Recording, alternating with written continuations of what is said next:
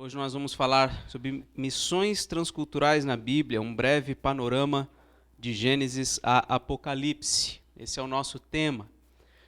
Os tópicos que nós vamos trabalhar, que eu pretendo falar com vocês, são esses.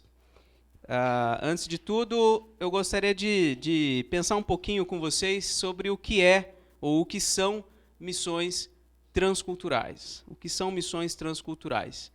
Depois, nós vamos entrar no assunto propriamente dito e vamos tentar ver de Gênesis a Apocalipse como a palavra de Deus nos traz esse conceito. E, por fim, eu gostaria de falar um pouquinho sobre como nós podemos nos envolver com missões transculturais, ok? Como os irmãos já sabem, eu tenho disposto o meu coração, junto com a minha família, para a gente ir para o campo missionário. Então, se der tempo, no finalzinho eu também quero falar um pouquinho sobre isso.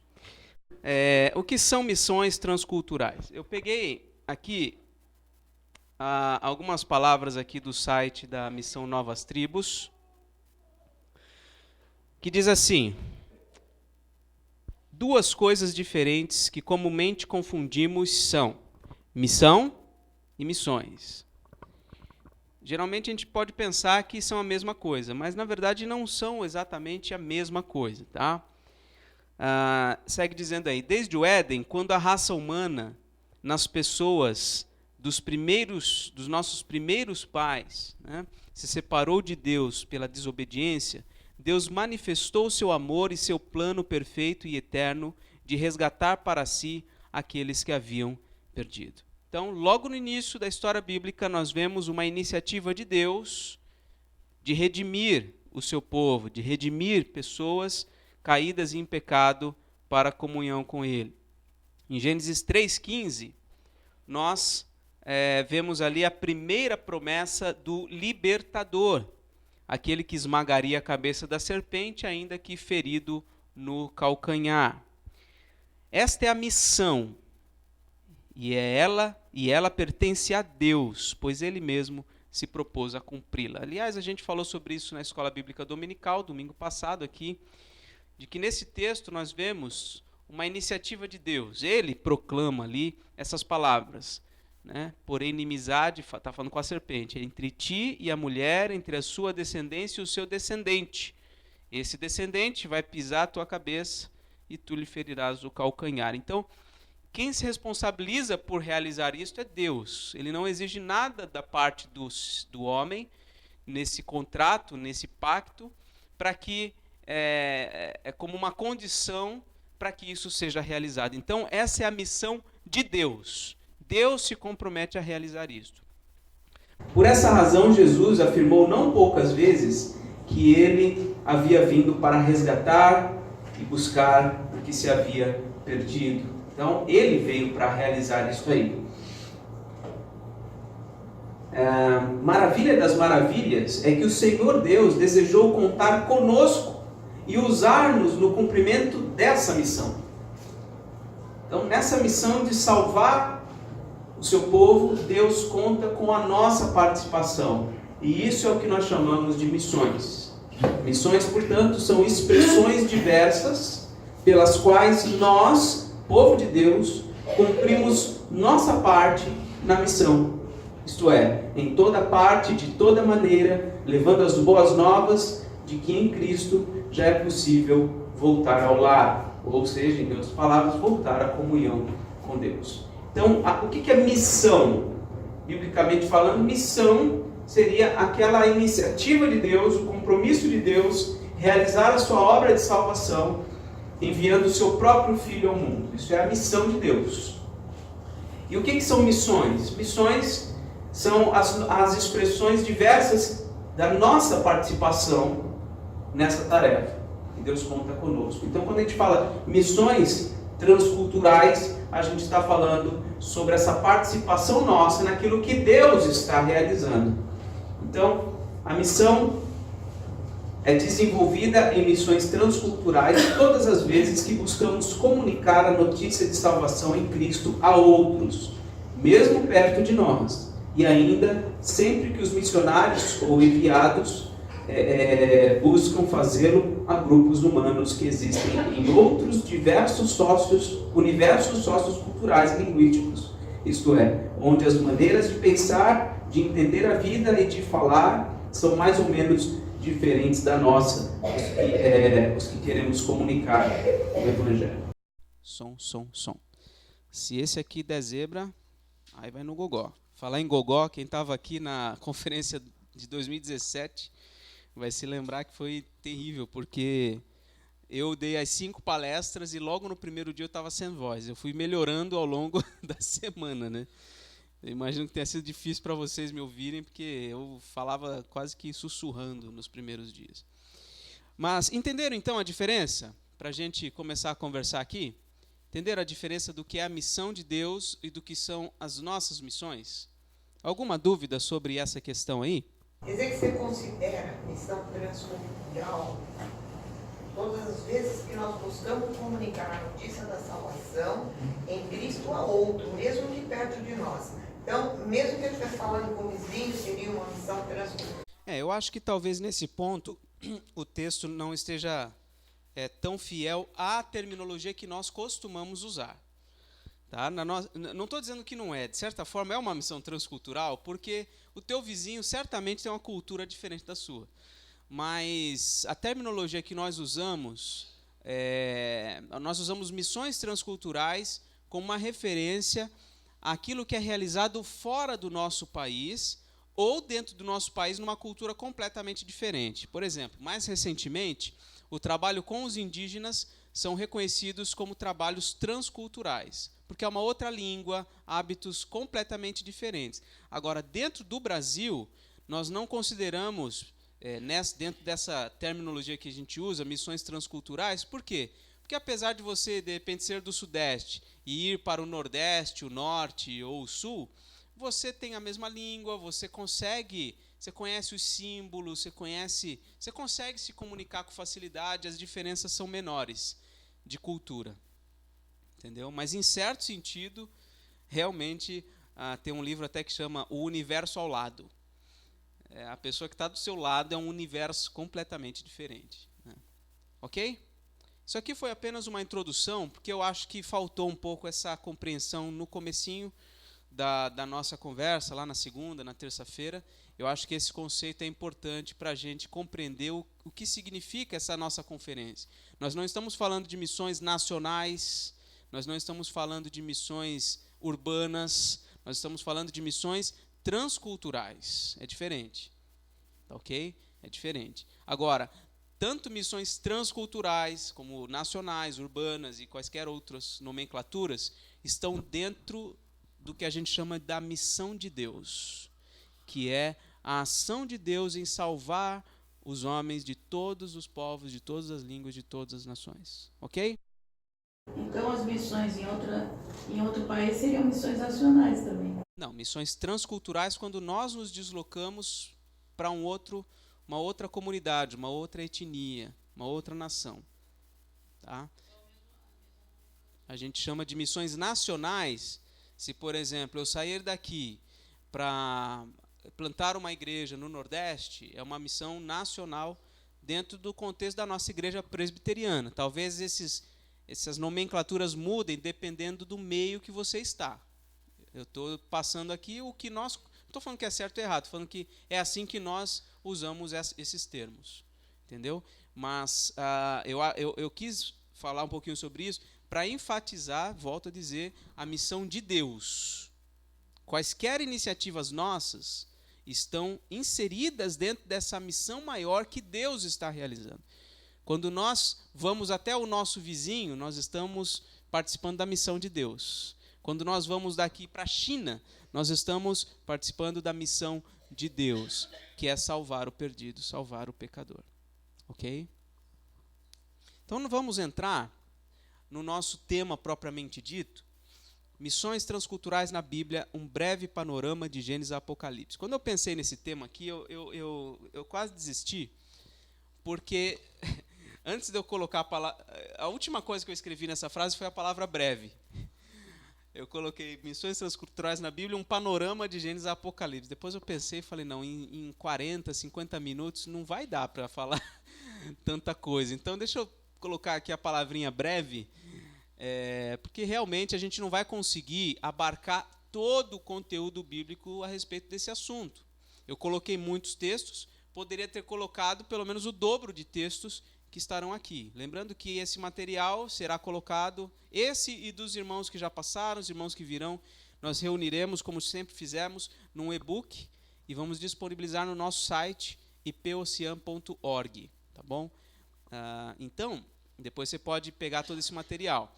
Então, assim, eu tentei aqui reunir talvez textos principais aí, a respeito de todas as escrituras para mostrar como este conceito de missões transculturais está presente.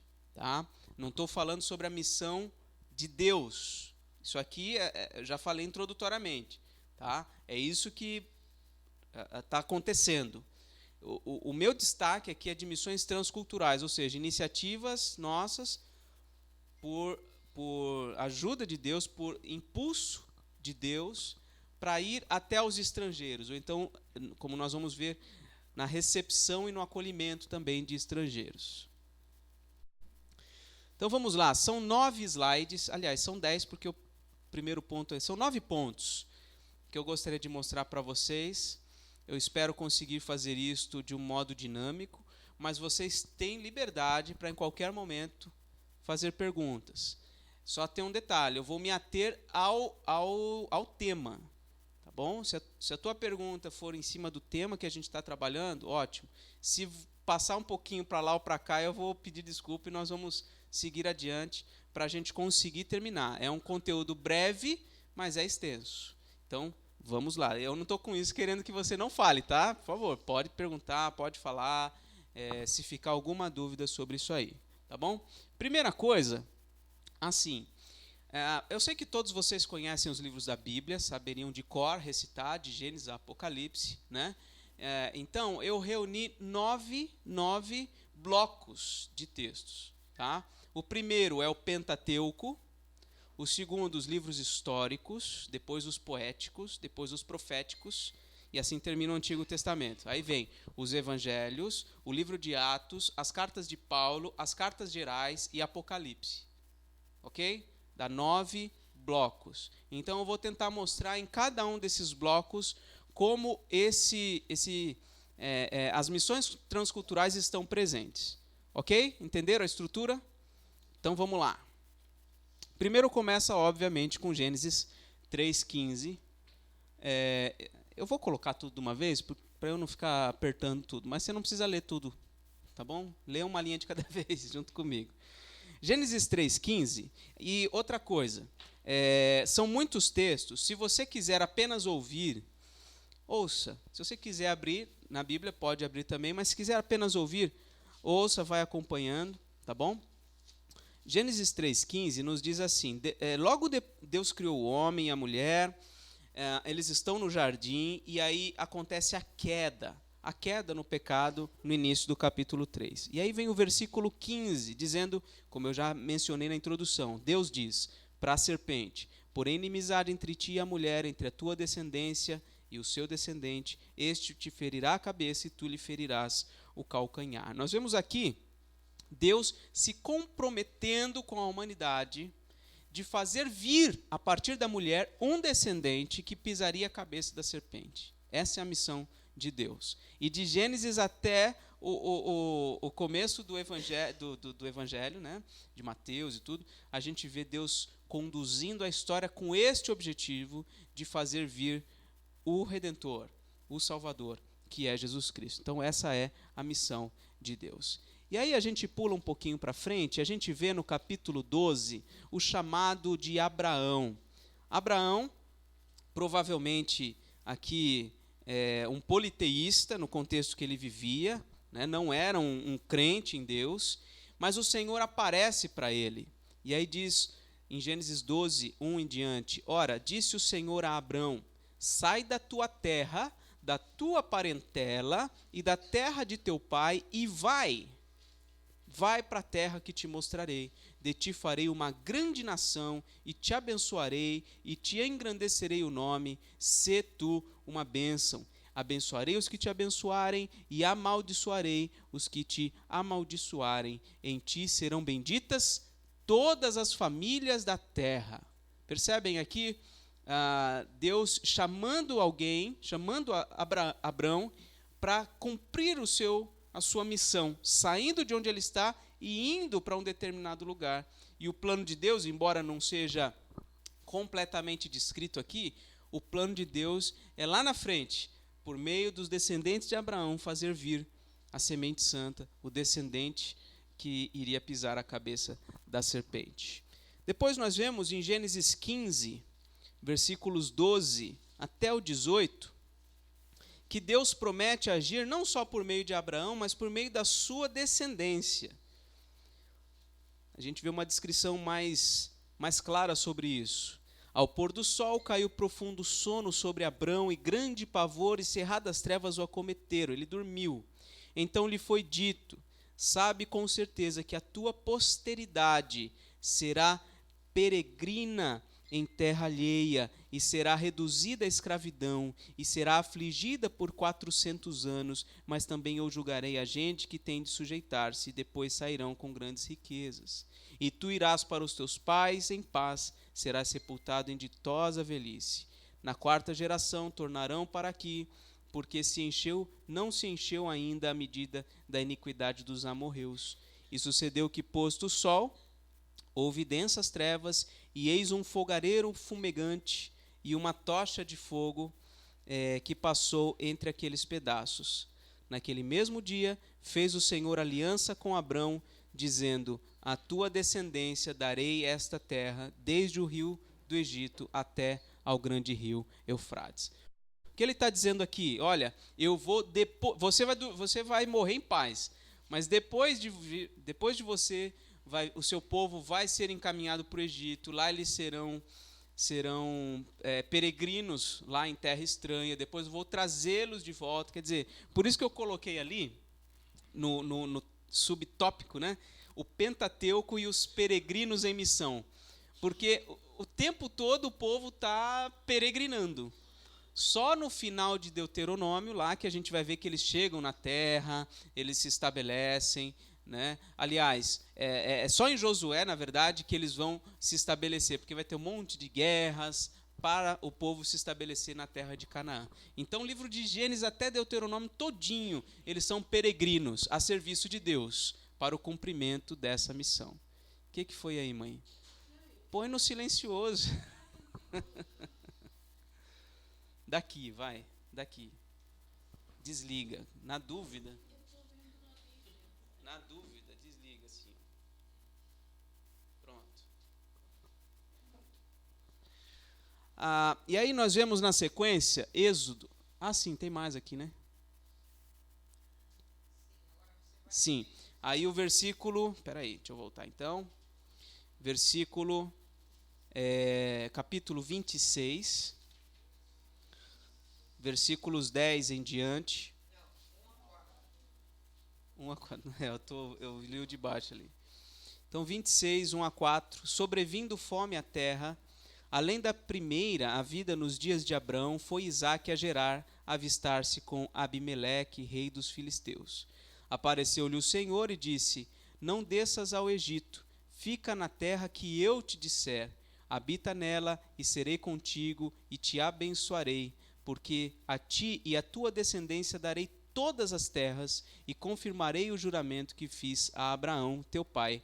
Multiplicarei a tua descendência como as estrelas do céu, e lhe darei todas estas terras. Na tua descendência serão abençoadas todas as nações da terra.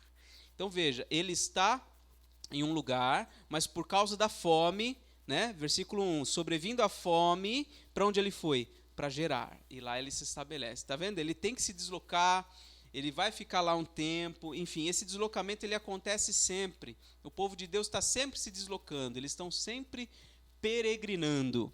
Lá no capítulo 49, a gente vê mais um deslocamento. Agora, José, né, filho de Jacó. O 28. Então, volta. 28, versículo 10. Aqui. Partiu Jacó de Berseba e seguiu para Harã. Tá vendo? Mais um deslocamento. Tendo chegado a certo lugar, ali passou a noite, pois já era sol posto. Tomou uma das pedras do lugar, fê-la seu travesseiro e se deitou ali mesmo para dormir. E sonhou. E versículo 13, perto dele estava o Senhor e lhe disse: Eu sou o Senhor, Deus de Abraão, teu pai, Deus de Isaque. A terra em que agora estás deitado, eu te darei a ti e a tua descendência. A tua descendência será como o pó da terra, estender-te-ás para o ocidente e para o oriente, para o norte e para o sul. Em ti e na tua descendência serão abençoadas todas as famílias da terra. Então a gente viu em Abraão, em Isaque, agora em Jacó. E aí um dos filhos de Jacó, que é José, vai ser enviado para o Egito, que aí no caso é o que nós vemos aqui no capítulo 50. Mas antes vamos ver o capítulo 49, onde nós vemos aqui uma profecia aqui da parte de Jacó, falando sobre Judá e o seu descendente. 49, versículo 10. O cetro não se arrebatará de Judá, nem o bastão de entre seus pés, até que venha Siló, e a ele obedecerão os povos. Então, aqui está dentro de uma promessa, de uma série de promessas aqui, declaradas por meio de Jacó, e sobre Judá ele fala isso aí, ou seja, vai ser filho de Judá aquele que vai reger as nações, aquele que vai ter domínio sobre todas as nações. E olhando a partir do Novo Testamento, a gente percebe aqui uma referência muito clara à pessoa de Jesus Cristo. Ok? E aí, vamos para o próximo capítulo, o 50, né, versículo 20. Depois de toda aquela celeuma em relação a José foi para o Egito, sofreu uma série de coisas lá, depois os irmãos foram até ele. E aí é dito aqui no final da história, José diz para os seus irmãos: Vós, na verdade, intentastes o mal contra mim, porém Deus o tornou em bem, para fazer como vedes agora, que se conserve muita gente em vida. Ou seja, Deus deslocou José do seio da sua família para o Egito, para que ele fosse bênção para todos os povos daquela região. A fome não acometeu só o Egito, nem só Canaã, onde os pais dele moravam, mas todas as terras. E ele ali foi bênção para todas as nações. Estão entendendo aqui a linha que eu tô seguindo? Tá? E aí o restante do Pentateuco segue essa mesma linha aí.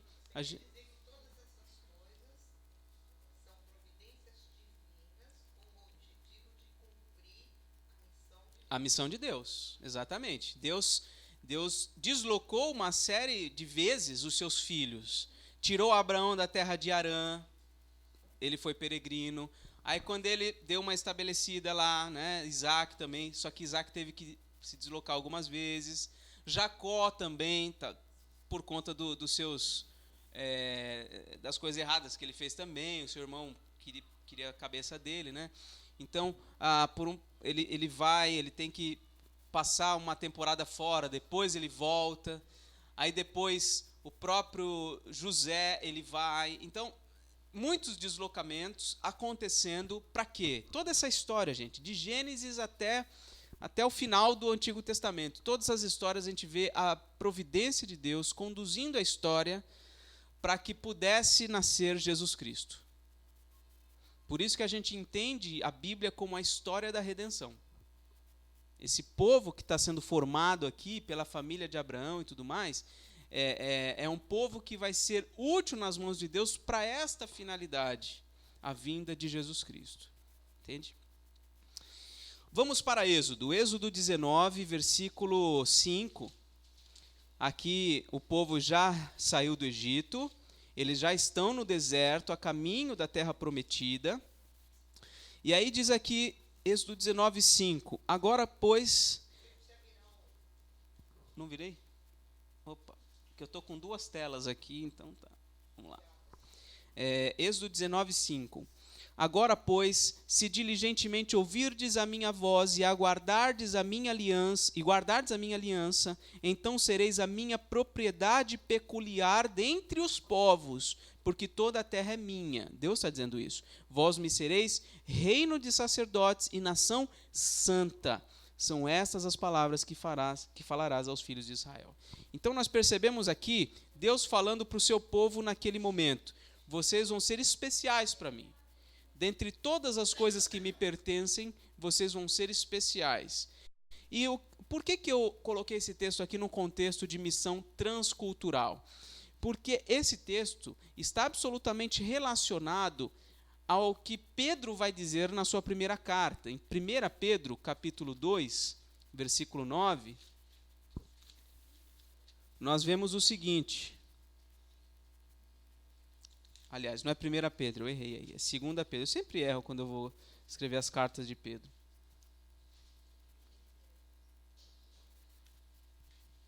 Ah, não, é capítulo 2, tá certo. É 1 Pedro 2, 9, tá certinho. Vós, porém, olha, vê se não é semelhante a Êxodo 19, 5.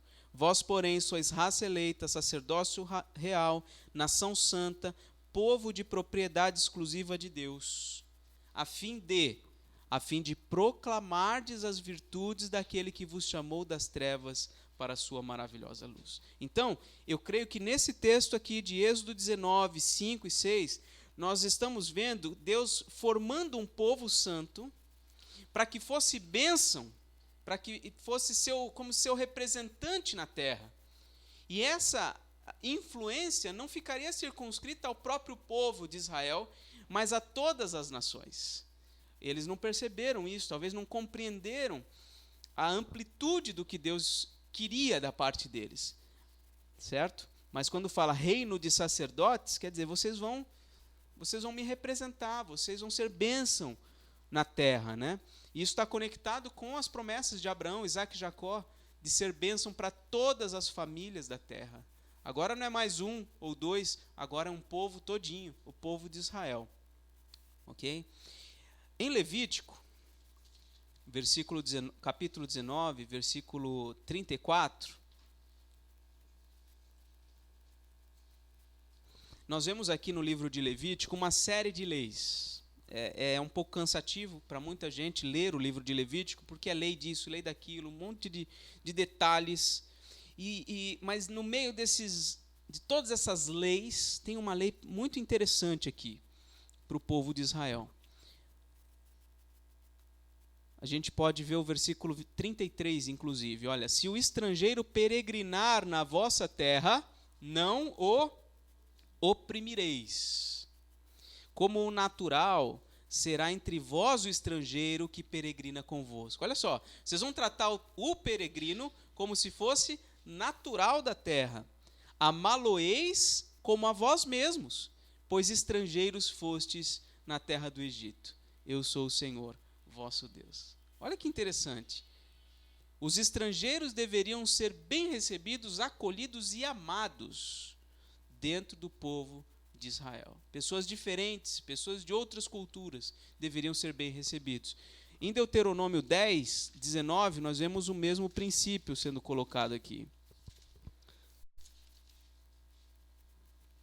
Deuteronômio é a repetição das leis. Nós vemos aqui: amai, pois, o estrangeiro, porque fostes estrangeiros na terra do Egito. Então, os estrangeiros são bem-vindos e devem ser amados. Isso aqui, de certa maneira, está ligado ao propósito de Deus, lá com Abraão, Isaac e Jacó, de que o seu povo deveria ser bênção para todas as nações.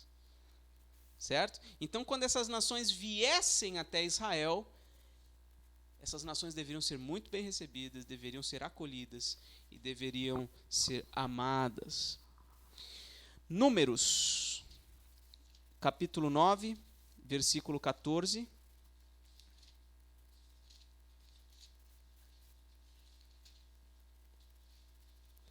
Se um estrangeiro habitar entre vós e também celebrar a Páscoa ao Senhor, segundo o estatuto da Páscoa e segundo o seu rito, assim a celebrará. Um só estatuto haverá para vós outros, tanto para o estrangeiro como natural da terra. Então, as mesmas leis que regem os naturais, o povo de Israel deve reger também o estrangeiro. Se ele quiser participar da festa da Páscoa, vai participar. Em outro texto vai falar sobre a circuncisão. O estrangeiro que quiser viver com vocês vai ter que se circuncidar também. Então, isso tudo, por quê? Porque os estrangeiros de fora do povo de Israel sempre estiveram na mente e no coração de Deus nessa missão. A missão de Deus não é para salvar uma nação. A missão de Deus é para salvar pessoas de todas as nações. Por isso os estrangeiros deveriam ser bem recebidos no povo de Israel. Isso aqui tem implicações preciosas, inclusive para a igreja, né? Nós, como igreja, deveremos receber muito bem pessoas de fora, diferentes da gente, com, às vezes, hábitos, costumes, linguajar diferente, né? Nós precisamos ter esse coração aberto para acolher e ser bênção para essas pessoas. Em Deuteronômio 32, fechando aqui a parte do Pentateuco e os peregrinos na missão, nós vemos aqui versículos 1 a 3. São as últimas palavras aqui. Não, peraí. É o cântico de Moisés, depois que vem as últimas palavras. Olha o que ele diz nesse cântico. Deuteronômio 32. Inclinai os ouvidos, ó céus, e falarei. E ouça a terra as palavras da minha boca. Olha só, não é só para o povo de Israel. Todo mundo, presta atenção no que eu vou dizer. Goteja a minha doutrina como a chuva, destile a minha palavra como orvalho, como chuvisco sobre a relva e como gotas de água sobre a erva. Porque proclamarei o nome do Senhor, engrandecei o seu nome. Ele está chamando todos a darem ouvidos a Ele e venham a engrandecer a Deus. E todo o restante aqui, depois, se você quiser ler, são palavras nesse sentido aí, para todas as nações conhecerem ao Senhor por meio do povo de Israel. Então, o povo de Israel foi forjado por Deus com este objetivo, de ser bênção para todas as famílias da terra. Isso é ou não é missões transculturais? E por que a igreja, já que nós somos a continuidade daquilo que Deus realizou no Antigo Testamento, por que nós, como igreja, muitas vezes não temos essa mentalidade de sermos bênção? Isso faz parte da nossa identidade. O cristianismo nasceu com esse objetivo. Lá na frente a gente vai ver Jesus falando, ide, vai, por todas as nações, vai. É isso que Deus quer, esse deslocamento para mais além, para mais longe, indo, avançando. É isso que Deus sempre quis e é isso que Deus está realizando. Como eu falei ontem, né? Ou você entra nessa onda aí, que é a onda de Deus, Deus está gerando e produzindo esse movimento, ou você não vai deixar de desfrutar de grandes bênçãos da parte do Senhor, né? Então, primeiro bloco, o Pentateuco e os peregrinos em missão. Os demais acho que serão um pouco mais rápidos.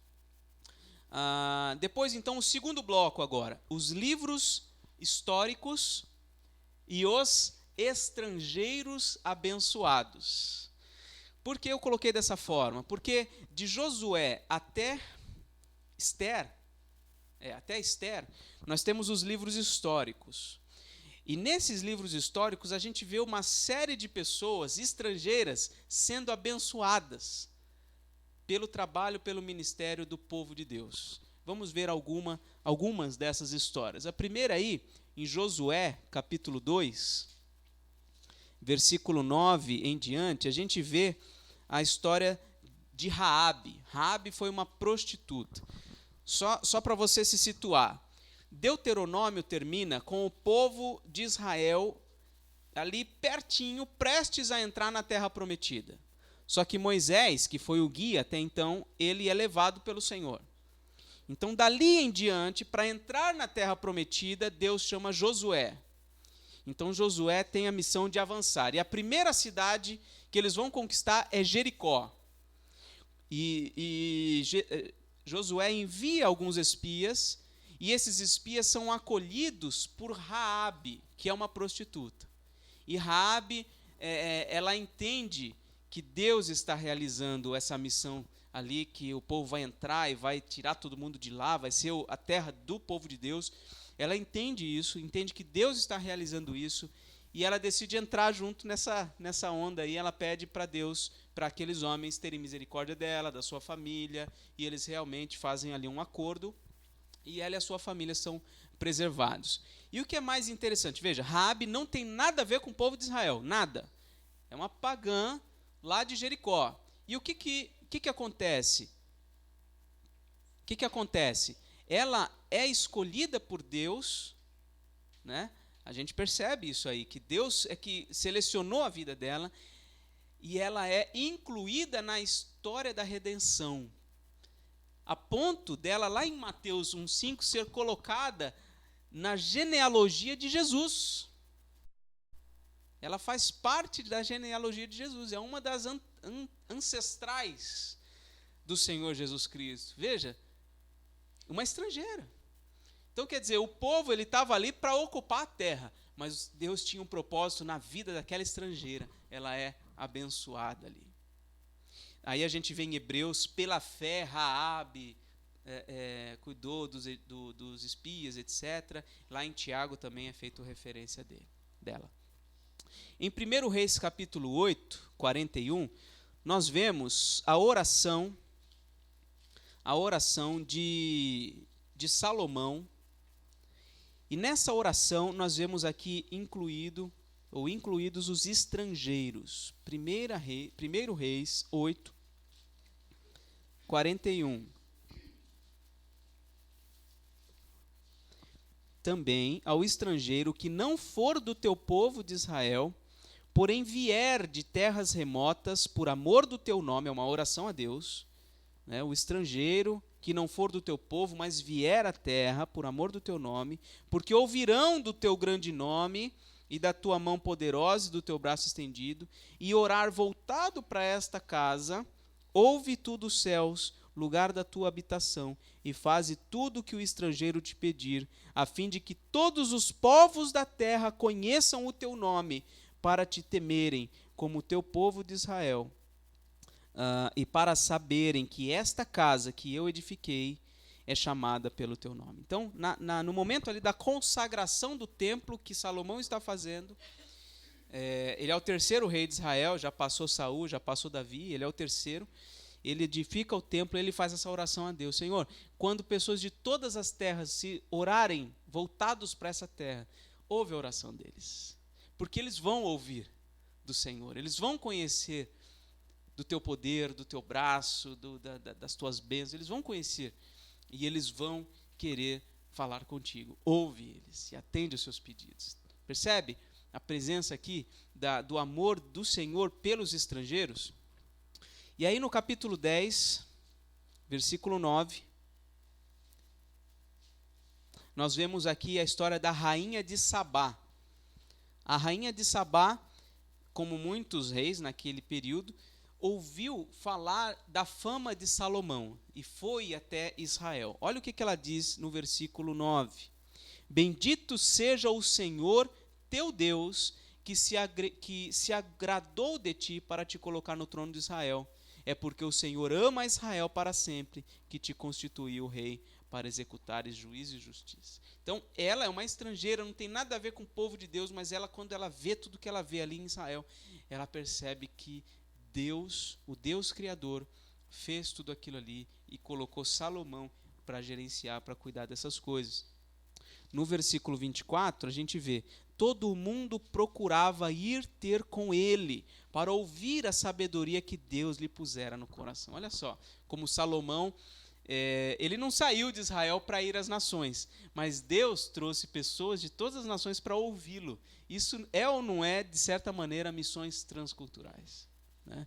Só um parentezinho aqui, tem muitos refugiados no Brasil, bolivianos, haitianos, uma série de refugiados de diversos países, muçulmanos, de várias nações, e quando a gente se refere à evangelização desses refugiados, nós também nos referimos a missões transculturais, porque é um contato com pessoas estrangeiras, e tem muita gente trabalhando nisso aí, né, em São Paulo, em vários cantos.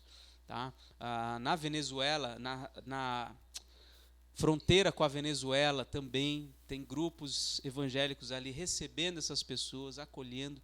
Então, essa missão de receber bem os estrangeiros faz parte da nossa identidade.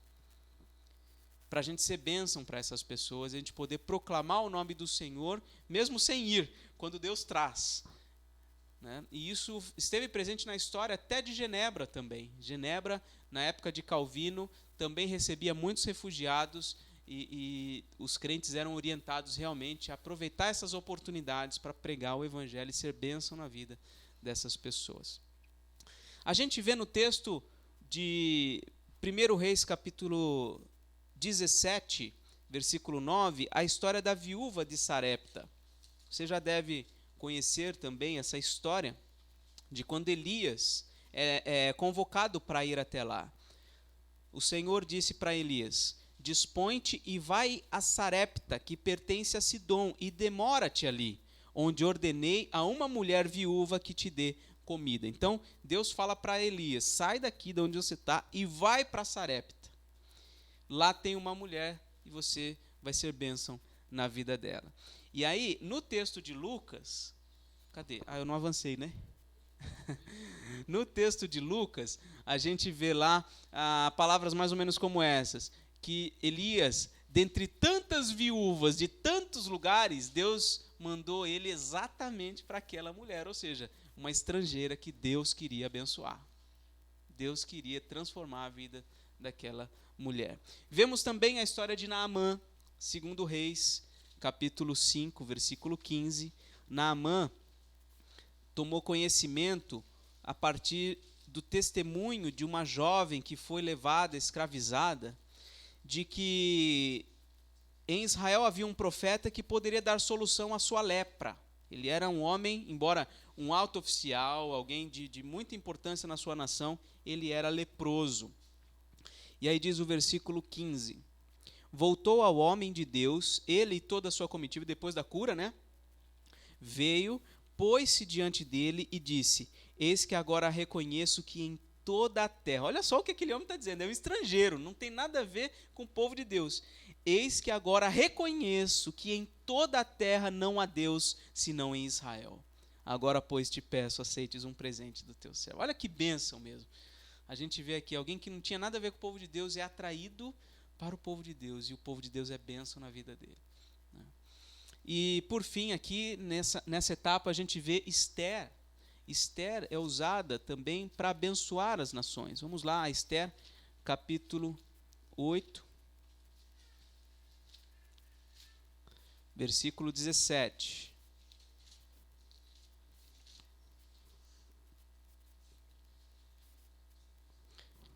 Também em toda a província e em toda a cidade aonde chegava a palavra do rei e a sua ordem, havia entre os judeus alegria e regozijo, banquetes e festas, e muitos dos povos da terra se fizeram judeus, porque o temor dos judeus tinha caído sobre eles.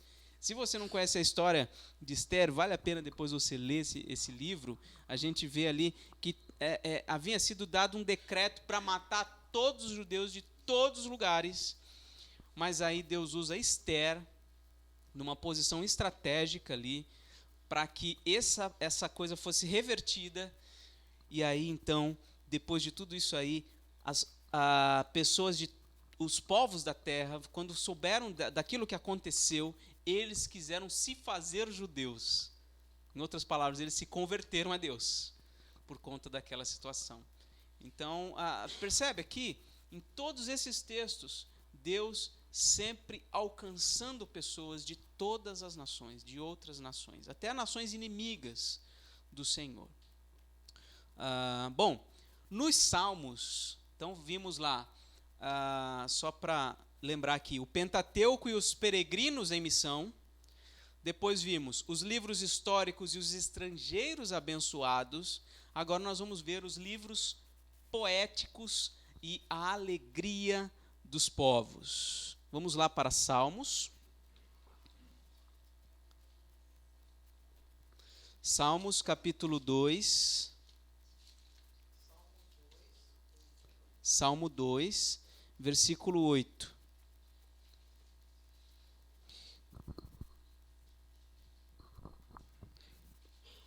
Nós vemos aqui: pede-me e eu te darei as nações por herança e as extremidades da terra por tua possessão. Esse é um salmo, no meu ver, cristológico. Ele tem a ver aqui com a pessoa de Cristo Jesus, embora são palavras aqui direcionadas a Davi, né? Pede-me e eu te darei as nações. Quer dizer, Deus tem as nações em vista. Capítulo 9, Salmo 9, versículo 11. Cantai louvores ao Senhor que habita em Sião, proclamai entre os povos os seus feitos. Olha aqui um chamado para ir, começa a ser mostrado aqui nos Salmos. Salmo 22, 27. Lembrar-se-ão do Senhor, e a ele se converterão os confins da terra, perante ele se prostrarão todas as famílias da terra. Gente de todos os cantos se voltarão para Deus. Vamos pular para o Salmo 67. Salmo 67. Esse salmo é muito missiológico. Seja Deus gracioso para conosco e nos abençoe e faça resplandecer sobre nós o rosto. Para quê? Para que se conheça na terra o teu caminho e em todas as nações a tua salvação. Olha a motivação do salmista em pedir bênçãos. Senhor, eu quero ser abençoado para que o teu nome seja levado às nações, para que pessoas de todas as nações possam conhecer a salvação. Aí ele segue dizendo: louvem-te os povos, ó Deus, louvem-te os povos todos, alegrem-se e exultem as gentes, pois julgam os povos com equidade, julgas, né? E guias as nações, e etc, etc. Então é um salmo muito legal sobre essa questão. O povo de Deus pedindo bênção para si, mas com o objetivo de que outras nações sejam abençoadas. E por fim, nessa etapa, vamos ver o Salmo 96.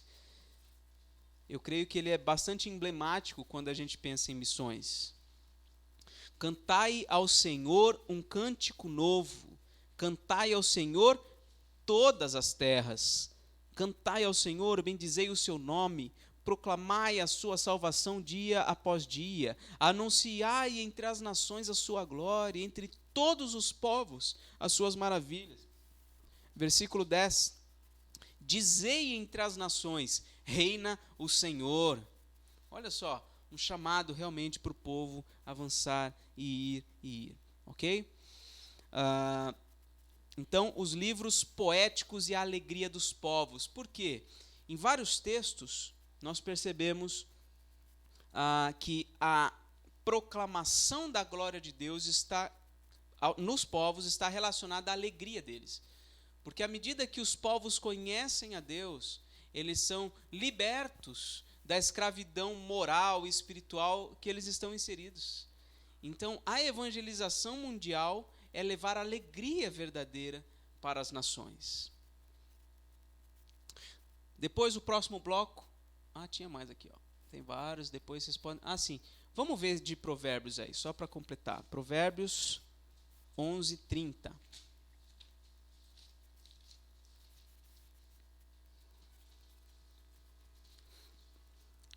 Diz assim: o fruto do justo é árvore da vida, e o que ganha almas é sábio. O que ganha almas é sábio.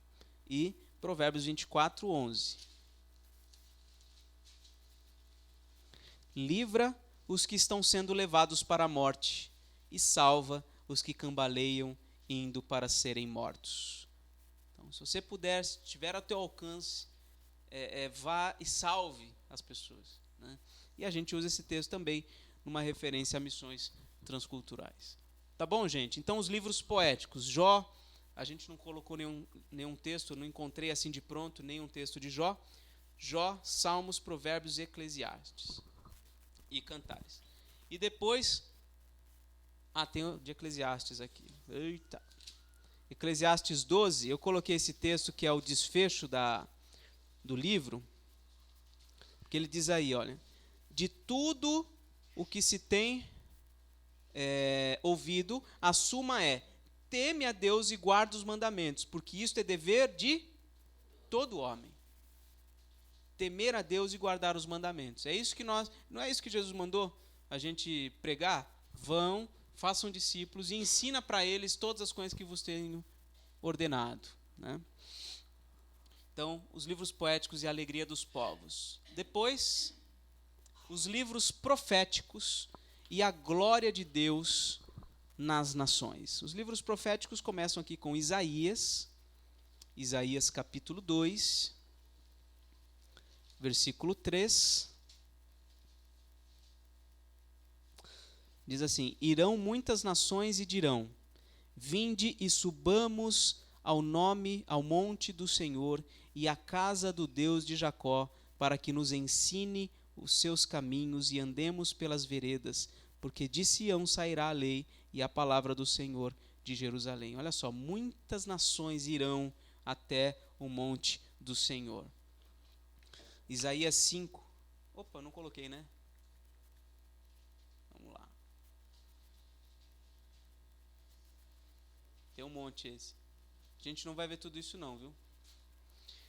Isaías 5, 26. É para eu não deixar de ler. 5, 26. Ele arvorará o estandarte para as nações distantes e lhes assobiará para que venham das extremidades da terra e vêm apressadamente.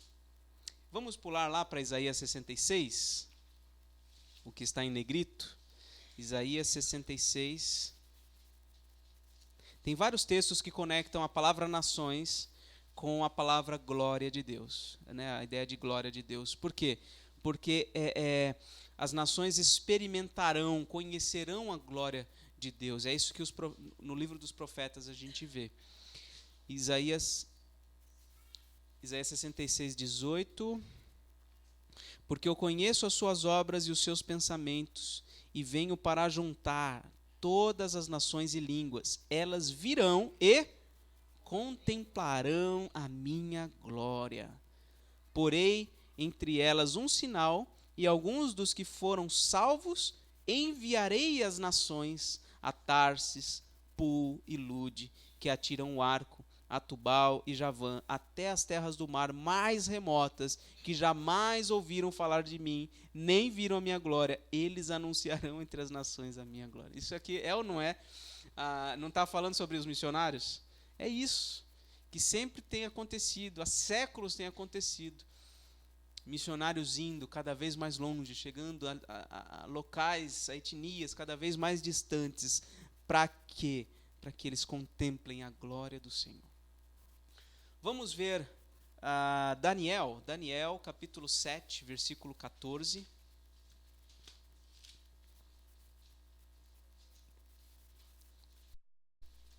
Aqui é um texto, uma profecia sobre a pessoa de Jesus Cristo, o Filho do Homem. Se você observar o versículo 13, diz ali: eu estava olhando nas minhas visões da noite, e eis que vinha com as nuvens do céu um como filho do homem, e dirigiu-se ao ancião de dias, e o fizeram chegar até ele. Foi dado a quem? Ao Filho do Homem, domínio e glória e o reino. Para quê? Para que os povos, nações e homens de todas as línguas o servissem. O seu domínio é domínio eterno, que não passará, e o seu reino jamais será destruído. Então, a gente vê nessa profecia aqui que o objetivo de Jesus Cristo receber toda a glória, todo o poder e todo o domínio é para que gente de todas as nações venham e o sirvem. Isso aqui tem a ver com o que está escrito em Filipenses, capítulo 2 ou 4, acho que é o 2, que fala que todas as pessoas de todas as nações se ajoelharão diante do Senhor, né? Por fim, vamos ver Zacarias capítulo 2, versículo 8. Zacarias 2, versículo 8.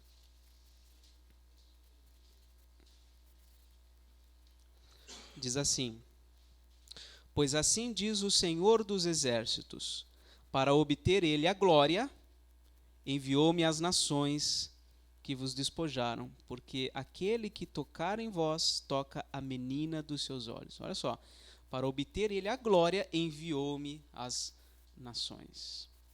Tá bom, gente? Então, os livros proféticos e a glória de Deus nas nações. As missões transculturais visam, em primeiro lugar, a glória de Deus, para que mais pessoas conheçam ao Senhor e o adorem e prestem culto ao nosso Deus. Esse é o objetivo primordial das missões transculturais. Até aqui, alguma dúvida, algum comentário? Não? A gente encerra aqui, então, o bloco do Antigo Testamento. Ok?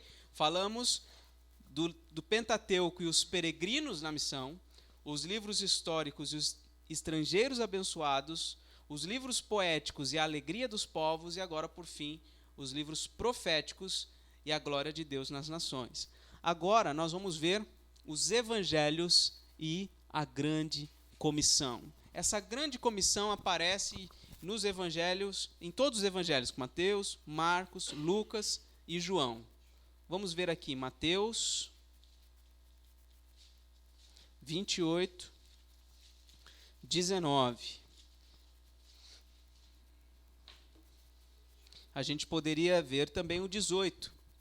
Jesus, aproximando-se, falou-lhes, dizendo: toda autoridade me foi dada no céu e na terra.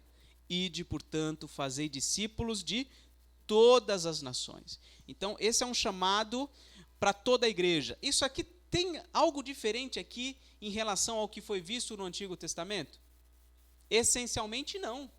Exatamente o mesmo chamado que Abraão recebeu, nós recebemos, de ser bênção a todas as nações. De certa forma, nós também somos peregrinos em missão, como o povo lá no começo das Escrituras, né? Isso se repete no Evangelho de Marcos, capítulo 16, versículo 15.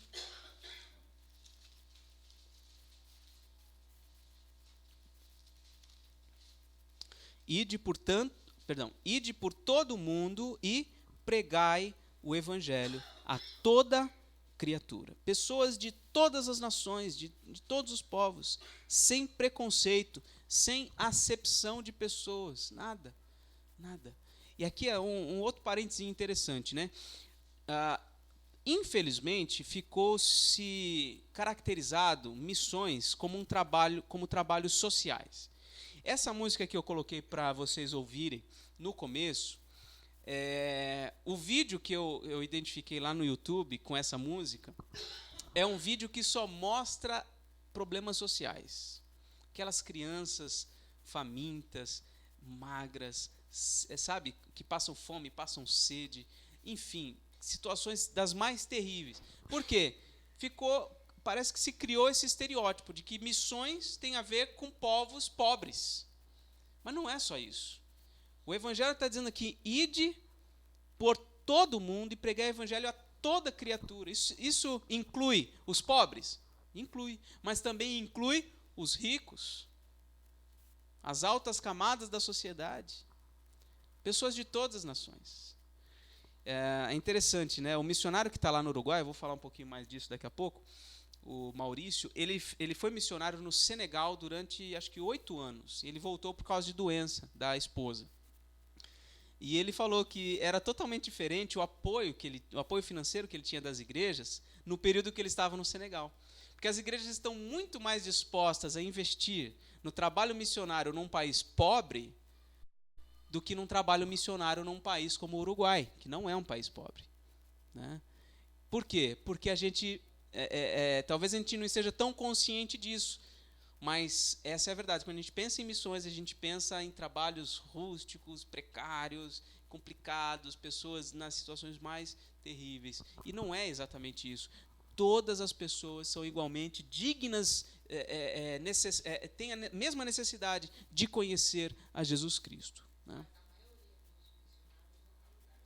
Até os próprios missionários. Eu acho que é culpa dos missionários, essa coisa, entendeu?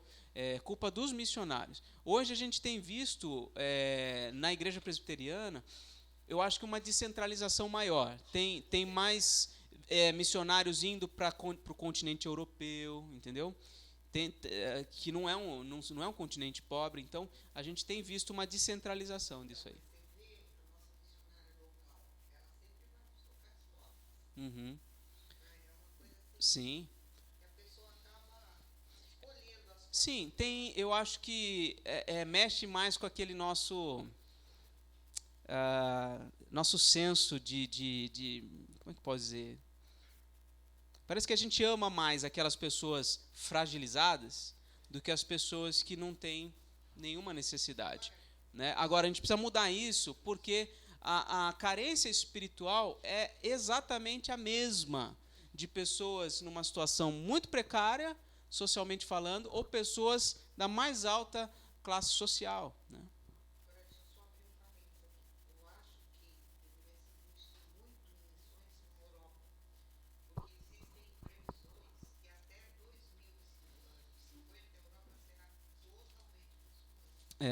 Mas temos trabalhado, né? A igreja presbiteriana tem vários missionários na Europa, talvez não tanto quanto seria o ideal, porque realmente falta braço, né? É como o Senhor Jesus Cristo, orem ao Senhor da Seara para que envie trabalhadores. Mas a gente tem enviado missionários também para o continente europeu, né? Lucas 24, versículo 45, diz assim: então lhes abriu o entendimento para compreenderem as Escrituras. 46. E lhes disse: assim está escrito que o Cristo havia de padecer e ressuscitar dentre os mortos no terceiro dia, e que em seu nome se pregasse arrependimento para a remissão de pecados a todas as nações, começando de Jerusalém. Então nós percebemos aqui também um chamado, uma grande comissão missionária mesmo. Jesus Cristo morreu e ressuscitou para que em seu nome se pregasse o arrependimento para a remissão de pecados a todas as nações. E por fim, nessa etapa dos evangelhos, João capítulo 20, versículo 21. João 20, 21. Disse-lhes Jesus, depois de ter ressuscitado, apareceu junto ali com os discípulos, disse-lhes, pois, Jesus outra vez: paz seja convosco. Assim como o Pai me enviou, eu também vos envio. Essa é a grande comissão. Todos sendo chamados para o propósito de levar o Evangelho a todas as nações. Ok? O Evangelho e a grande comissão. Depois a gente vai ver Atos e a espiral missional. E eu não vou ler todos esses textos, mas vamos passar um pouquinho aqui rapidamente. Olha só. Atos 1:8. O que está lá? Mas recebereis poder ao descer sobre vós o Espírito Santo, e sereis minhas testemunhas, tanto em Jerusalém como em toda a Judéia e Samaria e até aos confins da terra. Então não é para você fazer uma linha reta de Jerusalém para lá. Não, é tanto em Jerusalém como em toda a Judéia e Samaria. Ou seja, o raio deve ir aumentando, não é uma reta. Eu estou dando a ideia aqui, eu nunca li isso em lugar nenhum, mas essa ideia de espiral mesmo, de que você tem que ir ampliando os limites da sua atuação. Então isso a gente vê o plano de ação lá no início do livro de Atos. Depois a gente vê o testemunho ali em Jerusalém, aqueles 120 irmãos ali falando, lembrando que é a festa de Pentecostes, então tinha gente de todas as nações ali, e eles ouvindo as grandezas de Deus nas suas próprias línguas maternas. Esse é o dom de línguas ali de Atos 2. Depois nós vemos, por meio da perseguição, o evangelho chegando a Samaria. Depois nós vemos, por meio de Pedro, ali em Samaria é Felipe, né? Por meio de Pedro, o evangelho chegando até a casa de Cornélio, em Cesareia. Ele era um homem temente a Deus, mas Cesareia não está em Jerusalém, está numa região mais distante. Depois o testemunho chegando em Antioquia, e Antioquia se torna uma base missionária para outras nações. Lá no capítulo 13, acho que eu li ontem, né? Nós vemos a igreja de Antioquia enviando o apóstolo Paulo e Barnabé, impondo sobre eles as mãos, etc. Né? Então eles enviam Barnabé e Saulo Aí no capítulo 15, Saulo e Barnabé voltam para Jerusalém numa reunião do presbitério e eles contam o que Deus está fazendo com os gentios, eles estão levando o evangelho e pessoas têm se convertido em todas as nações. E por fim, eu pulei lá para o final, que é quando o testemunho do evangelho chega em Roma. Paulo chega preso, mas com toda a liberdade de pregar o evangelho na sua própria casa. Então a gente vê realmente a coisa ampliando. E em Jerusalém continua. Tem apóstolos lá em Jerusalém, mas aquilo vai ampliando e chega em Roma. Ok? Então Atos e a espiral missional. Depois a gente vê as cartas de Paulo e a cooperação no evangelho. Se você leu as cartas de Paulo, você vai ver algumas vezes Paulo citando pessoas que fazem parte do seu ministério. Ele está indo, ele está avançando, ele está plantando igrejas, mas ele nunca está sozinho. Nunca. Tem sempre pessoas com ele. A gente vê, deixa eu colocar tudo aqui. A gente vê lá, a igreja coopera enviando, porque Romanos 15, aqui nós vemos aqui no versículo 20 e 21, que Paulo escreve essa carta e ele tem em mente o quê? Levar o evangelho em terras, em lugares onde o evangelho não chegou ainda. E aí no versículo 23 e 24 ele fala do seu propósito em ir até a Espanha. A Espanha já existia naquela época e era bem mais longe do que Roma. E ele queria que Roma fosse a igreja enviadora. Lembra Antioquia? Antioquia não foi a igreja enviadora para uma série de lugares? Então, ele está em comunicação com a igreja de Roma, para que a igreja de Roma possa ser a igreja enviadora para a Espanha. Eu não sei se isso aconteceu, provavelmente não aconteceu, mas a gente vê a igreja cooperando no envio. Depois, ali em Filipenses 1, em Filipenses 4, a gente vê a igreja cooperando no sustento. Ele fala, por exemplo, ali em Filipenses 1, versículo 5, 4 a gente leu ontem, né? Deixa eu achar aqui. Filipenses 1, versículo 5, ele diz assim, dou graças ao meu Deus por tudo que recordo de vós, e aí versículo 5, pela vossa cooperação no evangelho desde o primeiro dia até agora. E como que é essa cooperação no evangelho? A gente vê lá no capítulo 4. Eles enviam o sustento material para o missionário Paulo, né, onde ele está indo. Depois a gente vê ali irmãos que cooperam em equipe. Então, pessoas que vão junto com o apóstolo Paulo, né? Então, por exemplo, falando do meu caso, eu tenho me comunicado bastante com o Maurício, que já está no Uruguai. Eu quero participar dessa equipe junto com ele. De repente, outros mais podem ir. Eu acho que hoje ainda, se não me engano, estão lá alguns seminaristas. Porque agora o seminário, o JMC, onde eu estudei, faz viagens missionárias. Quando eu estava lá já fazia, mas eu não fiz nenhuma. Alguns colegas da minha turma fizeram. É quando um grupo de seminaristas passam uma semana, enfim, uns 10 dias, num campo transcultural. E esse ano foi no Uruguai. Então, quem sabe Deus nos desperta ali seminaristas para se prepararem para o campo do Uruguai, para compor essa equipe, porque Deus trabalha por meio de equipes. E não sei se os irmãos têm conhecimento, mas acontece muito em muitas igrejas viagens missionárias. São equipes das igrejas locais que se reúnem e vão para um determinado campo. Ontem a Sueli mostrou, não sei se vocês repararam, uma foto em Ariri, eu estava na foto. Foi uma viagem, entre aspas, aí, missionária. Lá tem uma base da missão evangélica de apoio aos pescadores, que é a MEAP, e nós fomos lá para passar um final de semana, fizemos esse trabalho lá com eles, de evangelização e tudo. Então, por quê? Porque é parceria, é sempre em cooperação mesmo, né? Aqui em Efésios a gente vê aquele texto que os membros do corpo cooperam efetuando o seu próprio aumento, cada um fazendo a sua parte, o corpo vai aumentando. E aqui em Colossenses 4, 3, acho que 3 e 4, ele fala, orem por mim, para que abram-se mais portas à palavra, para que eu seja útil para a pregação do Evangelho. E aí no 5 e no 6, ele fala, olha, vocês aproveitem as oportunidades, que a palavra de vocês sejam sempre agradáveis, temperadas com sal e assim por diante. Ou seja, enquanto vocês oram para que Deus abra portas à palavra do Evangelho, para mim que estou aqui, vocês também busquem aproveitar as oportunidades que Deus tem dado para vocês. Então é uma cooperação, né? Então as cartas de Paulo e a cooperação no Evangelho. Depois a gente vê as cartas gerais e o ser missional. Eu vou colocar aqui esses textos. A gente vê aqui em Hebreus algumas instruções de como, porque a carta é escrita para crentes que estão dispersos ali nas nações, não estão no meio do povo de Deus, eles estão sendo perseguidos onde eles estão.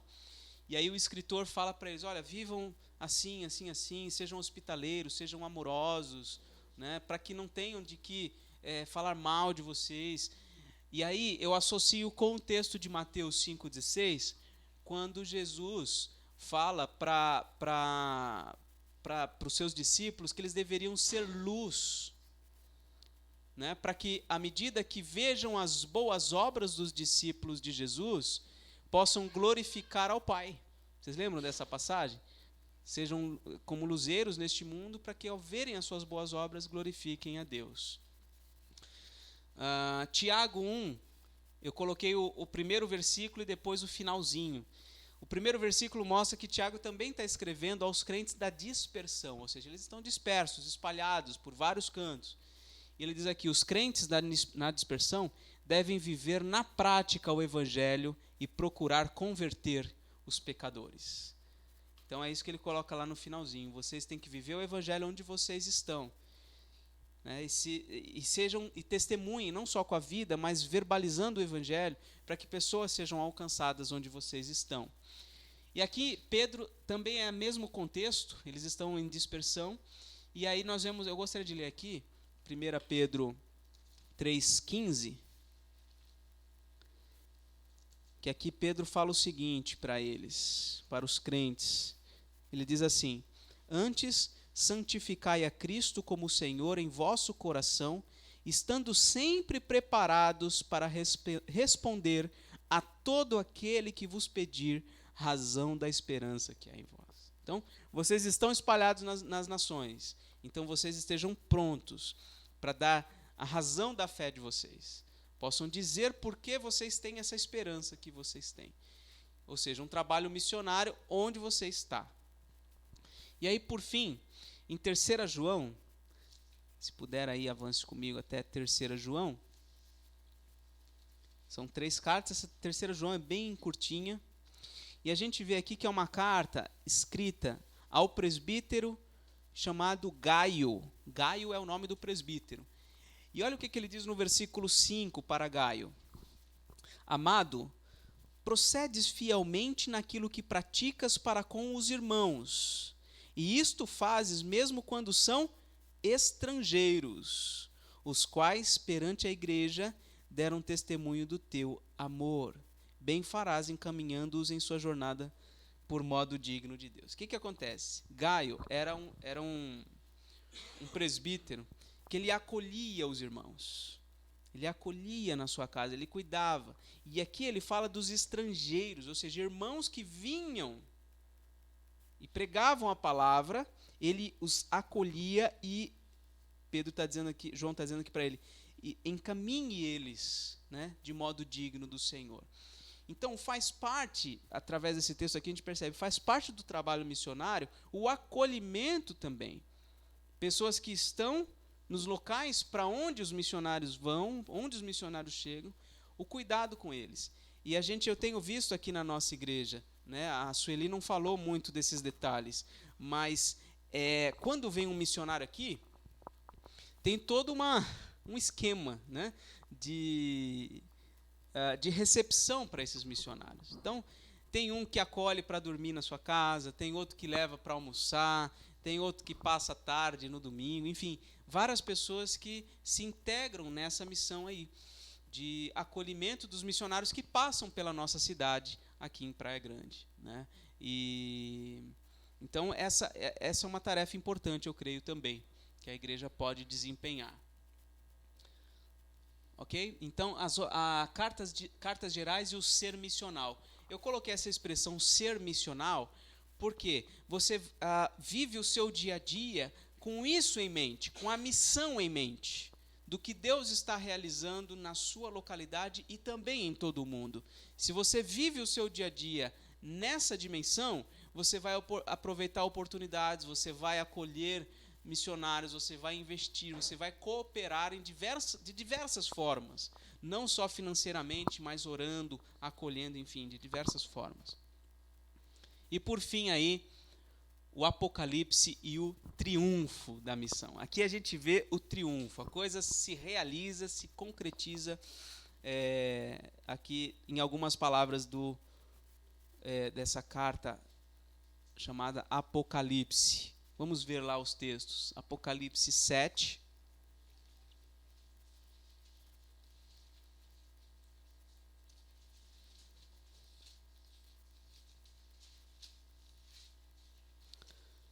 Versículos 9 a 10. Você pode ver ali no finalzinho. Não, pode ler o 9 também. Depois destas coisas vi, e eis grande multidão que ninguém podia numerar, de todas as nações, tribos, povos e línguas, em pé, diante do trono e diante do Cordeiro, vestidos de vestiduras brancas com palmas nas mãos, e clamavam em grande voz ao nosso Deus que se assenta no trono, e ao Cordeiro pertence a salvação. Apocalipse 15, versículo 3.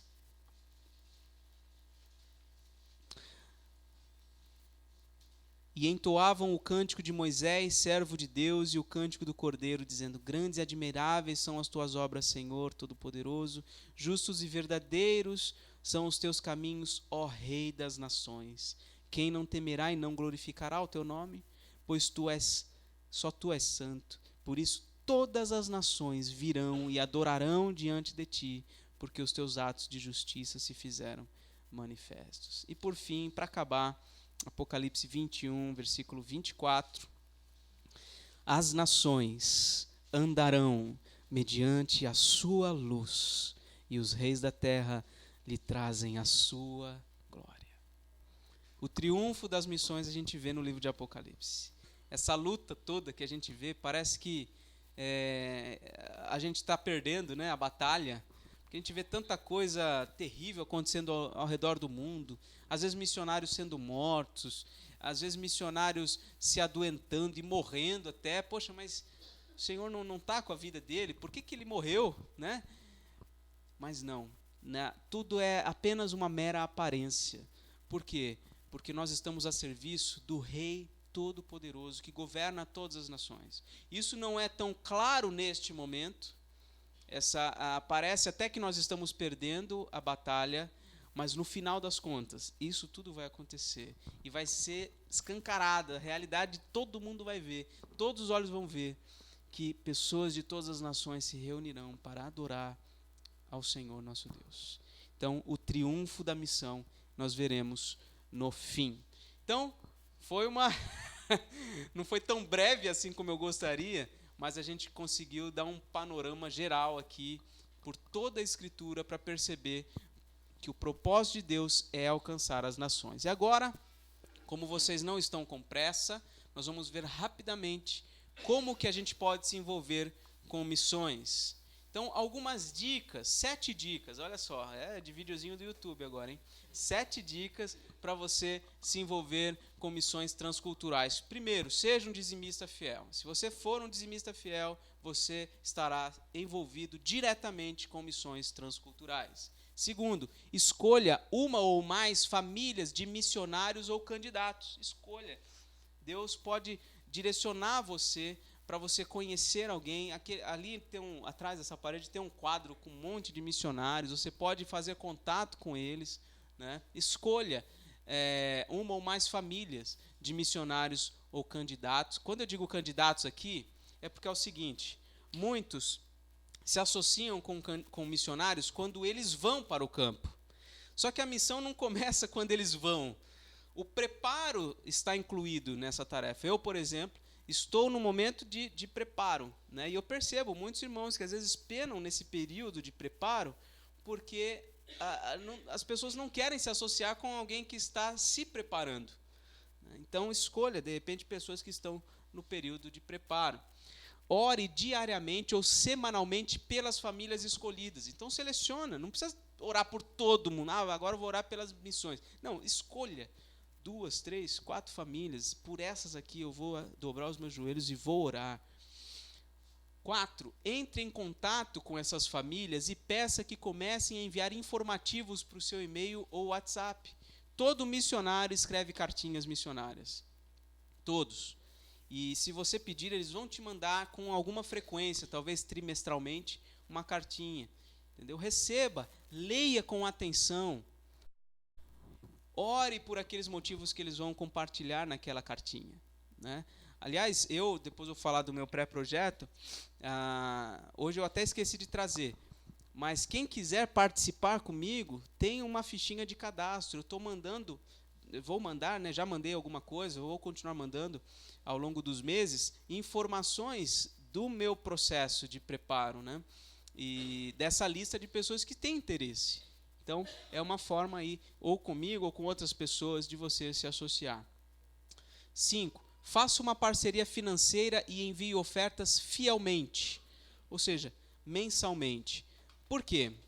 Se você, por exemplo, decidir, eu vou dar uma oferta de R$500 para um determinado missionário, vai ser bênção? Com certeza. Com certeza vai ser bênção. Porque tem uma série de coisas que podem ser supridas, por exemplo, com R$500. Agora, eu acredito que a maior parte dos missionários vão ficar muito mais felizes ainda se você se comprometer com ele mensalmente. Ainda que seja bem menos do que R$500, mas que você envie mensalmente, para que ele possa contar com esse recurso e investir no seu trabalho, no seu próprio sustento. 6. Envie cartas encorajadoras e ofertas especiais em datas de aniversário ou outras datas. Então, se você conhece o missionário, você tem contato com ele, saiba a data, o dia do aniversário dele, da esposa, dos filhos, entre em contato, manda uma cartinha, se for possível, manda uma oferta especial. São maneiras de nós nos envolvermos e participarmos da vida deles. E por último, compartilhe com outros as experiências desse relacionamento. Então, de repente, você começa a entrar em contato com pessoas, isso tem sido bênção para você, tem sido bênção para os missionários, compartilhe com outras pessoas, para que outras pessoas possam ser contagiadas por isso que você está fazendo, né? E outras pessoas possam se associar com outros missionários ainda, né? E por fim aqui, rapidinho, meu pré-projeto para o Uruguai. Aqui é a América do Sul, Uruguai é esse negocinho de nada, aqui embaixo, um paizinho bem pequenininho, lá no sudeste do nosso continente. Se você perceber aqui, olha, tem tudo isso aqui de fronteira com o Brasil. São mais de 1.000 quilômetros de fronteira. E daqui até lá tem 2.000 quilômetros. Não é tanto assim. Porque se você sair daqui para ir, por exemplo, para o norte, você vai rodar 4.000 quilômetros. Até Salvador. Então, assim, não é tão longe quanto às vezes as pessoas acham. Dá até para ir de carro. Cansa um pouco. Dá para fazer em 2 ou 3 paradas, mas dá para ir, né? E aqui, dando um zoom, né? Aqui é a divisão dos departamentos, que são os estados do Uruguai. Aqui está Mercedes e aqui Montevidéu. Aqui em Montevidéu está a única igreja presbiteriana do Uruguai. E aqui em Mercedes está a congregação que hoje não tem pastor, né? Então aqui é uma distância de 280 quilômetros. Situação religiosa do Uruguai. É o país menos evangelizado da América do Sul, entre 5% e 7%. É o país mais ateísta. Algumas estatísticas indicam cerca de 40% de ateus no Uruguai. É muito grande essa estatística. É o país mais secularista. As pautas anticristãs, se você puder conversar com a dona Olga, que é uruguaia, ela vai contar para você uma série de coisas, de como o governo, já no início do século passado, começou a tirar do país todos os elementos religiosos. Por isso o ateísmo hoje é tão grande, né? Então, conversar sobre religião é alguma coisa que as pessoas rejeitam completamente.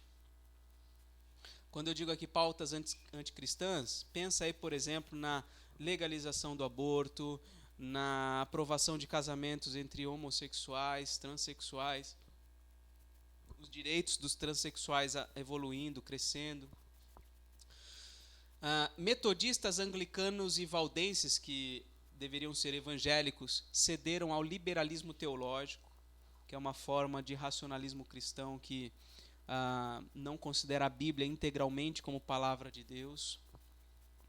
Um grande percentual de católicos, algumas estatísticas indicam 40%, mais um catolicismo nominal, né? Não é um catolicismo como no Brasil, que é, digamos assim, um pouquinho mais realmente religioso. E 50% desse percentual aqui, que é muito pequeno, 50% disso são de neopentecostais. Então, por isso que eu coloquei evangélicos entre aspas aqui. E há, pelo menos que eu sei, 70 iniciativas missionárias dos adventistas do sétimo dia, que para nós não é uma igreja evangélica, mas a gente vê como eles estão investindo e colocando gente lá. E o Brasil, a igreja presbiteriana brasileira, com tão pouco, né? Trabalho presbiteriano, um missionário no país há 10 anos. A igreja tem a IPUI, que é a Igreja Presbiteriana do Uruguai, tem uma igreja em Montevidéu, a congregação em Mercedes, e necessita de missionários para plantação de igrejas e ensino teológico. O nosso projeto para 3 anos, 2021 a 2023, o aprendizado inclui o aprendizado do espanhol e a ambientação na cultura uruguaia, o apoio à Igreja Presbiteriana em Montevidéu e o pastoreio na congregação em Mercedes, que está sem pastor. Também no treinamento de lideranças e o ensino teológico. Então é o que a gente pretende trabalhar lá. E também o discipulado bíblico, né, que seria ali no tete a tete com as pessoas interessadas. O nosso preparo, a gente precisa concluir os pré-requisitos da PMT. Precisamos, ao longo daqui até o final do ano que vem, se Deus assim permitir, formar uma equipe de parceiros de oração, em primeiro lugar, e também de contribuição, quem quiser, né, participar conosco. Pretendemos também fazer 1 ou 2 visitas ao Uruguai. Então, a gente ir até lá, mesmo antes de ir definitivamente, ir para conhecer o trabalho, conhecer as pessoas, para a gente já ir se familiarizando. E, se Deus permitir aí, dentro do nosso preparo, uma vez que lá tem a necessidade do ensino teológico, eu consegui concluir o meu mestrado em teologia. Esse ano Deus me deu a bênção de concluir o mestrado em ciências da religião, mas eu gostaria, se Deus permitir, de também concluir, antes de ir, o mestrado em teologia. Então, esses são os nossos desafios daqui até lá. Peço que estejam orando.